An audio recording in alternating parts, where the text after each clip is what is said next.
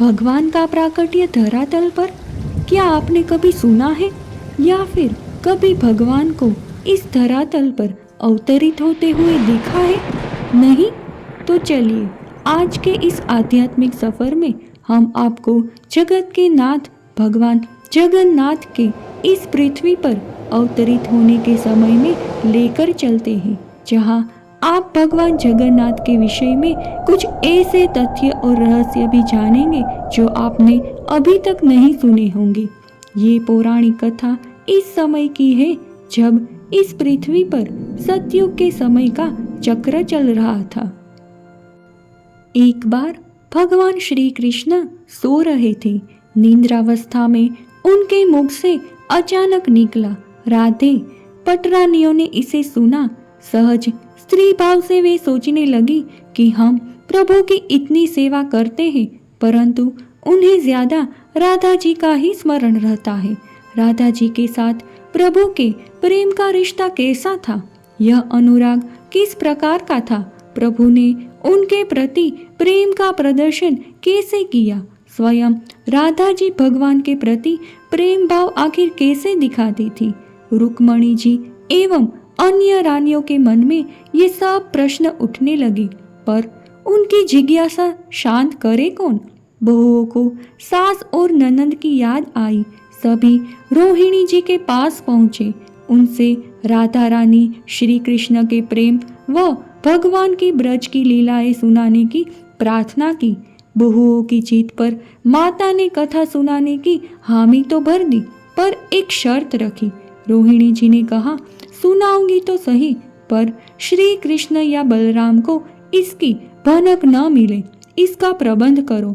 यदि उन दोनों ने ये कथा सुन ली तो वे फिर से व्रज चले जाएंगे। तुम सब मिलकर भी उन्हें रोक न पाओगी, फिर द्वारकापुरी कौन संभालेगा? तय हुआ कि सभी रानियां रोहिणी जी के साथ एक गुप्त स्थान पर जाएगी। वहां पर सारी श्री कृष्ण लीला कथा कही सुनी जाएगी। माता की शर्त अनुसार वहां कोई और न आ पाए, इसके लिए सुभद्रा जी पहरा देंगी। सुभद्रा जी को आदेश हुआ कि स्वयं श्री कृष्ण या बलराम भी आए तो उन्हें भी अंदर न आने देना। माता ने कथा सुनानी आरंभ की। सुभद्रा जी द्वार पर तैनात थी। माता रोहिणी ने भगवान की शैशव लीला का बखान शुरू किया। भगवान नवजात शिशु के रूप में कैसे लगते थे, किस प्रकार से सोते थे, कैसे बाल सुलभ हठ करते थे। रोहिणी जी ने इतने भाव से सुना रही थी कि जैसे कथा नहीं है, सब कुछ उसी समय चल रहा है। कथा सुनकर सुभद्रा जी भी स्वयं को बाल रूप में अनुभव करने लगी। वह किसी नवजात शिशु के जैसे वहां पर द्वार पर पड़ गई। उन्हें कुछ होश ही न था। थोड़ी देर में श्री कृष्ण एवं बलराम वहां आ पहुंचे। सुभद्रा जी को द्वार पर ऐसे देखा तो कुछ संदेह हुआ। बाहर से ही अपनी सूक्ष्म शक्ति द्वारा माता द्वारा वर्णित व्रज लीलाएं आनंद लेकर सुनने लगे। बलराम जी भी कथा का आनंद लेने लगे। पटरानियां तो डूबी ही थी। भगवान भी विभोर होकर सूद बूद खो बैठे। ऐसे विभोर हुए कि मूर्ति के समान जड़ प्रतीत होने लगे। बड़े ध्यान पूर्वक देखने पर भी उनके हाथ पैर दिखाई नहीं देते थे। सुदर्शन ने भी द्रवित होकर लंबा रूप धारण कर लिया। तभी अचानक देवर्षि नारद का वहां प्रवेश हो गया। देव मुनि नारद भी भगवान के इस रूप को देखकर आश्चर्यचकित हो निहारते रहे। कोई सूद में ही न था। कुछ समय बाद नारद की तंद्रा भंग हुई। प्रणाम करके भगवान से कहा, प्रभु मेरी इच्छा है, मैंने आज जो रूप देखा है वह आपके भक्त जनों को पृथ्वी लोक पर चिरकाल तक देखने को मिले। आप इस रूप में पृथ्वी पर वास करें। भगवान नारद जी की बात से प्रसन्न हुए और उन्होंने कहा, तथास्तु। कलिकाल में मैं इसी रूप में नीलांचल क्षेत्र में अपना स्वरूप प्रकट करूंगा। आपने जिस बाल भाव वाले रूप में मुझे देखा है, मेरा वही विग्रह प्रकट होगा। आपको धैर्यपूर्वक उसकी प्रतीक्षा करनी पड़ेगी। भगवान ने मेरी प्रार्थना स्वीकार कर ली। यह बात सुनकर नारद गदगद हो गए। उन्होंने भगवान से पूछा, यह भाग्यशाली कौन होगा जिसे यह शुभ अवसर मिलेगा? आप तो जानते ही हैं मेरी कमजोरी है। मेरा कौतूहल इस बात को यदि न जान जाऊं तो मैं व्याकुल रहूंगा। प्रभु, क्या मैं कली काल के आने तक व्याकुल रहूं? भगवान नारद की चतुराई पर हंस पड़े। भगवान बोले, आपको इस दुर्लभ स्वरूप के पुनः दर्शन के लिए प्रतीक्षा तो करनी ही पड़ेगी देवर्षि। मालवराज इंद्रद्युम्न समुद्र की उत्तर दिशा और महानदी की दक्षिण दिशा में श्री क्षेत्र में भव्य मंदिर का निर्माण कराएंगे। वहाँ मेरी प्रतिमा धातु या पाषाण की न होकर स्वयं कल्प वृक्ष से होगी। वहाँ मेरा स्वरूप वही होगा जो आपने देखने की लालसा प्रकट की। नारद जी का कौतूहल शांत हो गया। वह प्रसन्न होकर भगवान की स्तुति करके अपने लोक को चले गए। श्री क्षेत्र यानी श्री जगन्नाथपुरी क्षेत्र में इंद्रद्युम्न द्वारा भगवान जगन्नाथ मंदिर की स्थापना की कथा यहीं से आरंभ होती है। भगवान नील माधव के इस पुरुषोत्तम क्षेत्र पर सुदूर मालव में राज करने वाले इंद्रद्युम्न कैसे पहुँचे, कैसे हुई मंदिर की स्थापना, क्यों कहा जाता है इसे पुरुषोत्तम क्षेत्र? आखिर भगवान ने इसी क्षेत्र को क्यों चुना? इस क्षेत्र की इतनी महिमा क्यों है? ये कथा हमें स्कंद पुराण में भी मिलती है, जो स्वयं लक्ष्मी जी ने बताई है। इंद्रद्युम्न एक बार ऋषियों की सभा में पहुंचे। राजा ने ऋषियों विद्वानों से पूछा, सर्वश्रेष्ठ विद्वज्जनों से भरी सभा में मैं एक जिज्ञासा रखना चाहता हूँ। ऋषियों, आपने समस्त तीर्थों का सेवन किया है। मुझे कोई ऐसा तीर्थ बताइए जिसके सेवन से बड़ा पापी भी निष्कलंक हो जाता है, जिसके दर्शन से संचित पुण्यों का नाश नहीं होता, जिस क्षेत्र में प्रवेश मात्र से ही हृदय में नारायण का वास हो जाता है। मेरी वहां जाने की लालसा है। राजा के प्रश्न से उस सभा में शांति छा गई। कोई एक स्थान के बारे में ऐसा निर्णय नहीं कर पाया। एक वृद्ध संत उठ खड़े हुए और बोले, राजन, आप श्री क्षेत्र जाइए। वहाँ भगवान नारायण का साक्षात वास है। स्वयं ब्रह्मा जी और समस्त देवता प्रतिदिन नारायण के दर्शन को वहाँ जाते हैं। वहाँ रोहिणी कुंड के पास एक कल्प वृक्ष है। उस सरोवर में भूल से भी स्नान कर लेने वाला भगवान श्री कृष्ण का सायुज्य प्राप्त कर लेता है। राजा और वहाँ उपस्थित सभी विद्वान यह सुनकर आश्चर्य में थे। हे परम नारायण भक्त इंद्रद्युम्न, आप उस पुरुषोत्तम क्षेत्र में जाइए। वहाँ भगवान के नीलकंठ स्वरूप का दर्शन करें। वहाँ आपको एक साथ समस्त देवताओं के दर्शन हो जाएंगे। देवतागण अपने अपने लोक से प्रतिदिन भगवान के लिए सुंदर पुष्प एवं भोग अर्पण करते हैं। आप उस दिव्य भूमि में अवश्य जाइए। उस ऋषि ने श्री क्षेत्र की महिमा का इतना वर्णन किया कि राजा व्याकुल हो उठे। उसके मन में बस भगवान नील माधव के उस छवि के दर्शन की उत्कंठा रहने लगी। उन्होंने भगवान से प्रार्थना की, यदि मैं आपका सच्चा भक्त हूँ तो मुझे दर्शन दीजिए। उसी रात राजा ने एक स्वप्न देखा। स्वप्न में देववाणी सुनाई पड़ी, तुम्हें विशेष कार्य के लिए चुना गया है। तुम निराशा का भाव त्याग दो। भगवान नील माधव के जिस विग्रह दर्शन के लिए तुम इतने व्यग्र हो, उसकी खोज करो। तुम अपनी ओर से प्रयास करो, तुम्हें देवों की सहायता प्राप्त होती रहेगी। तुम एक भव्य मंदिर का निर्माण कराओ। उसके लिए उपयुक्त विग्रह की प्राप्ति भी तुम्हें समय आने पर हो जाएगी।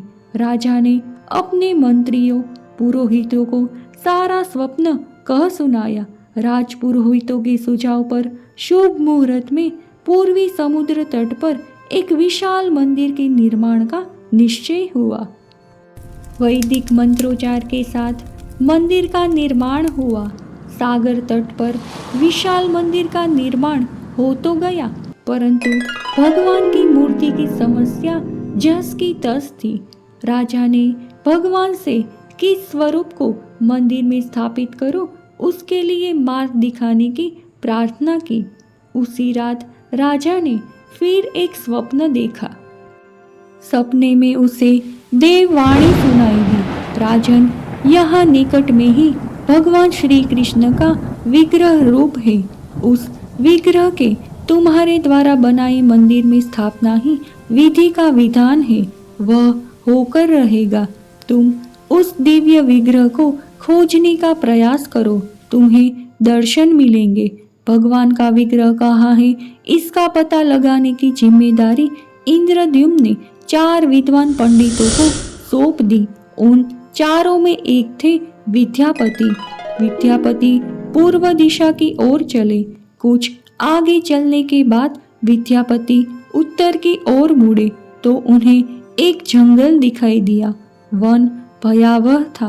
विद्यापति श्री कृष्ण के उपासक थे। वे प्रभु का नाम लेते रहे और वन में चले जा रहे थे। जंगल के मध्य में उन्हें एक पर्वत दिखाई दिया। पर्वत के वृक्षों से संगीत की ध्वनि सा सुरम्य गीत सुनाई पड़ रहा था। विद्यापति संगीत के जानकार थे। उन्हें वहां मृदंग, बंसी और करताल की मिश्रित ध्वनि सुनाई दे रही थी।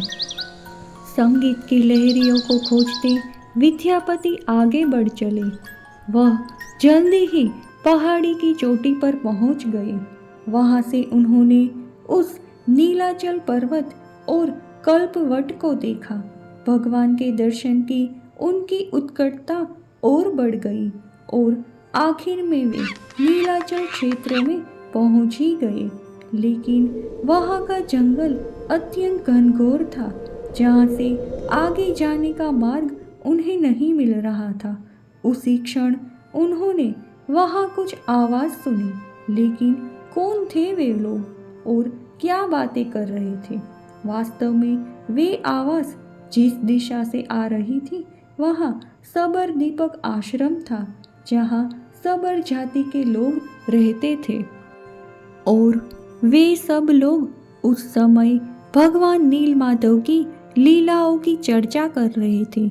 विद्यापति उस घने जंगल में आवाज की दिशा में आगे बढ़े और उसी आश्रम में जा पहुंचे। वहां उन्हें सबर जाति के मुखिया विश्वावसु मिले। विश्वावसु भगवान नीलमाधव की अपनी दैनिक पूजा करके अभी अभी लौटे थे और उनके शरीर से एक दिव्य सुगंध हवा में फैल रही थी। विद्यापति को देखकर विश्वावसु उनके मन के भाव समझ गए। उन्होंने विद्यापति को बैठने के लिए आसन दिया और उनका आतिथ्य सत्कार किया। जब विश्वावसु ने विद्यापति के आने का प्रयोजन पूछा तो विद्यावती ने सारी बात उन्हें बताई कि किस प्रकार उनके राजा इंद्रद्युम्न ने उन्हें भगवान नीलमाधव की शोध करने हेतु यहाँ भेजा है और राजा स्वयं यहाँ एक भव्य मंदिर का निर्माण करवाना चाहते हैं। विद्यावती ने विश्वावसु से भगवान नीलमाधव के दर्शन की अपनी तीव्र अभिलाषा प्रकट की। भगवान के दर्शन की प्रार्थना को विश्वावसु भला कैसे मना कर सकते थे, लेकिन वे जानते थे कि राजा इंद्रद्युम्न यहाँ आएंगे। उसी क्षण उनके प्रिय भगवान नीलमाधव यहाँ से अदृश्य हो जाएंगे।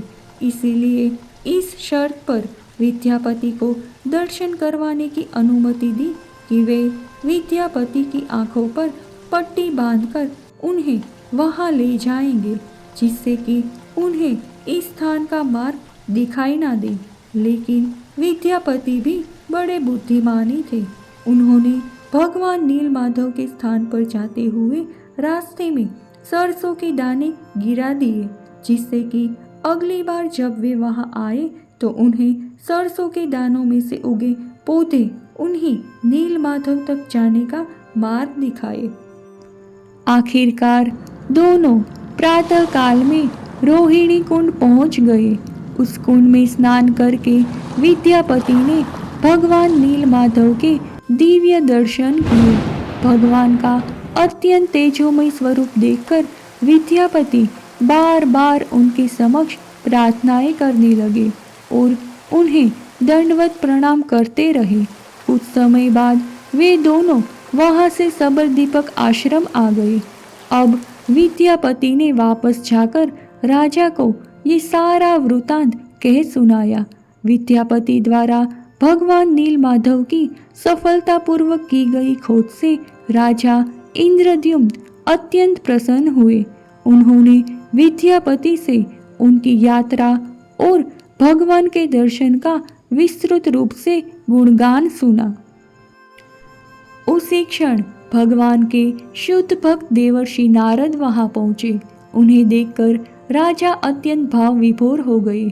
उन्होंने उनका उचित आतिथ्य सत्कार किया। राजा की सेवा से प्रसन्न होकर नारद मुनि ने राजा से कहा, हे राजन, परम पिता ब्रह्मा जी की आज्ञा से मैं यहाँ उपस्थित हुआ हूँ। भगवान के प्रति आपकी भक्ति से सभी देवी देवता अत्यंत प्रसन्न हैं। नीलाचल धाम में एक भव्य नगरी का निर्माण करने की आपकी इच्छा अति उत्तम है और इसीलिए इस कार्य में आपका मार्गदर्शन करने के लिए मैं यहाँ उपस्थित हुआ हूँ। इस प्रकार नारद मुनि के मार्गदर्शन में राजा इंद्रद्युम्न अपनी सेना और परिवार के साथ नीलाचल पर्वत की ओर चलते हैं। रात हो चुकी थी, इसीलिए महानदी के किनारे राजा और उनकी सेनाओं ने विश्राम किया। उसी समय उत्कल यानी ओडिशा के राजा यहाँ आए। उन्होंने राजा को एक दुखद समाचार सुनाते हुए कहा, हे राजा, कल रात को मेरे राज्य में एक बड़ा सा चक्रवात आया था, जिसके कारण भगवान नीलमाधव के विग्रह संपूर्ण रेत के नीचे अदृश्य हो गए हैं। मेरी प्रजा इस समय भयंकर आपत्ति में आ चुकी है। ये सुनकर राजा अत्यंत निराश हो गए। जिस भगवान की दर्शन लालसा में वे यहाँ तक आए, वे ही अदृश्य हो गए। लेकिन नारद मुनि ने राजा को आश्वासन दिया और वे अपनी सेना के साथ पुरुषोत्तम क्षेत्र पहुंच गए। वहां जाकर नारद मुनि के मार्गदर्शन के अनुसार राजा ने नरसिंह देव की स्थापना की और उनका बड़ा मंदिर बनाया। 100 अश्वमेध यज्ञ संपन्न करवाए। इसके पश्चात राजा इंद्रद्युम्न को क्षीर सागर में विराजमान भगवान श्री हरि के स्मितपूर्ण मुखारविंद के दर्शन हुए। जब राजा और नारद मुनि इसी विषय में चर्चा कर रहे थे, उसी क्षण वहां एक बड़ा सा लकड़ी का जत्था पानी की सतह पर तैरता हुआ आ पहुंचा। इसके ऊपर शंख, चक्र, गदा और पद्म कमल चिन्ह अंकित था। उस समय वहां आकाशवाणी हुई। उसने राजा को बताया कि कुछ ही दिनों में एक वृद्ध शिल्पकार वहां आएगा और 15 दिनों के अंदर वे भगवान नीलमाधव के नए स्वरूपों की रचना करेंगे। लेकिन उनकी इच्छा के अनुसार 15 दिन तक वे जहाँ कार्य करेंगे उस मकान के दरवाजे ना खोले जाए और 15 दिन के बाद भगवान के सुंदर श्री विग्रह की स्थापना राजा द्वारा बनाए गए भव्य मंदिर में की जाए। इस आकाशवाणी को सुनकर राजा अत्यंत प्रसन्न हुए। कुछ ही दिनों में एक वृद्ध शिल्पकार वहां आए और राजा ने उस आकाशवाणी के आदेश का यथारूप पालन किया और 15 दिन बाद लकड़ी के रूप में भगवान जगन्नाथ, बलदेव और सुभद्रा मैया के साथ सुदर्शन चक्र के विग्रह प्रकट हुए, जो आज भी पुरुषोत्तम क्षेत्र पुरी धाम में इस कलयुग के जीवों पर अपनी कृपा बरसा रहे हैं।